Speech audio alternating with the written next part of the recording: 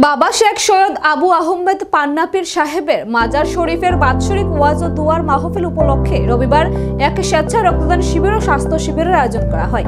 এই স্বাস্থ্য শিবিরে কলকাতার নীলরতন লোহিয়া হাসপাতালের হার্ট এবং স্কিন বিশেষজ্ঞ চিকিৎসকরা এদিন এই স্বাস্থ্য শিবিরে বিনামূল্যে পরিষেবা প্রদান করেন। পাশাপাশি রক্তদান শিবিরে সংখ্যালঘু অংশের প্রায় 25 জনের মতো স্বেচ্ছায় রক্তদান করেন।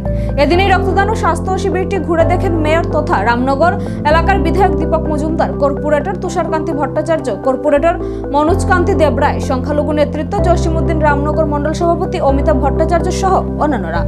আজকে 7 রামনগর বিধানসভা অন্তর্গত দক্ষিণ রামনগরের পান্নাপীর মাজারে এক স্বাস্থ্য শিবির এবং রক্তদানের অনুষ্ঠানের আয়োজন করা হয়েছে। রক্তদান শিবিরে ভারতের স্বাস্থ্য মিশনের পক্ষ থেকে মাননীয় মুখ্যমন্ত্রী প্রফেসর ডক্টর মানিক সাহের আহ্বানে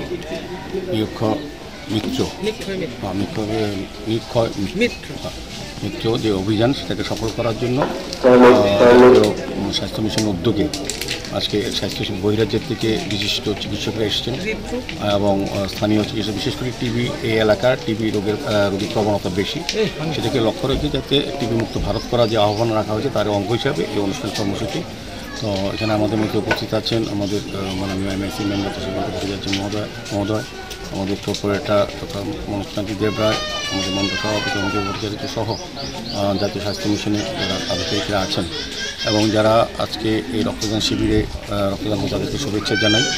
এবং বিশেষ করে স্বাস্থ্য শিবিরে যারা সুযোগ নিচ্ছেন তাদের নিজের সুরক্ষার জন্য এবং যারা আমি অভিনন্দন জানাই। আমার আশা থাকবে যে আমাদের সরকার, কেন্দ্রীয় সরকার, রাজ্য সরকার অন্তিম যে স্বাস্থ্য পরিষেবা প্রদানের ক্ষেত্রে ব্যবস্থা গ্রহণ করেছেন বা কর্মসূচি গ্রহণ করেছেন সেগুলি সফল করার জন্য এলাকার মানুষকে এগিয়ে আসতে হবে।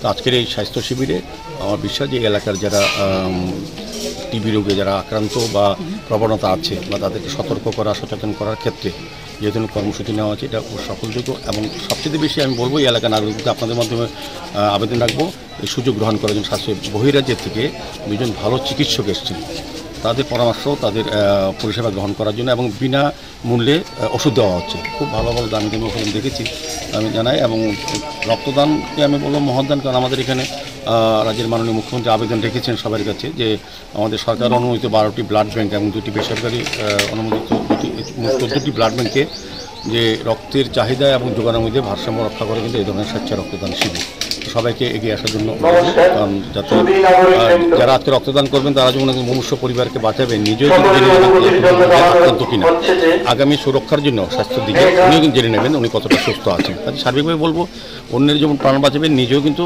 আগামী দিন সুরক্ষিত থাকবেন স্বাস্থ্যের দিক থেকে আমি বলবো। যাই হোক, আমি স্বাস্থ্য মিশন এবং স্বাস্থ্য দপ্তর এবং রাজ্যের মাননীয় মুখ্যমন্ত্রী ধন্যবাদ জানাই। এই ধরনের প্রোগ্রাম করে টিবি মুক্ত ভারত এটা আমরা চাইছি। এটা আমার এই ধরনের অনুষ্ঠান এই জন্য প্রোগ্রামের মাধ্যমে কিন্তু টিবি মুক্ত করা যাবে।